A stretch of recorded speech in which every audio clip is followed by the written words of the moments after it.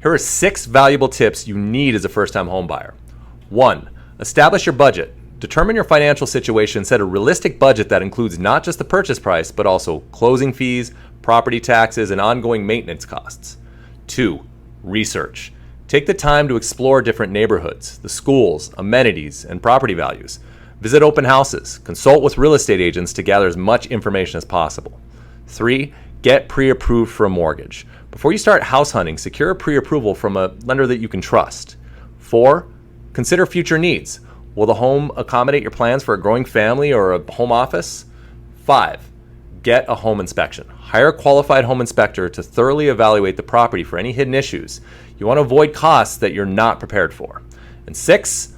Understand the terms. Familiarize yourself with common real estate terms such as earnest money, contingencies, and closing costs. If you're interested in mortgage and real estate tips, be sure to like this video and follow for more.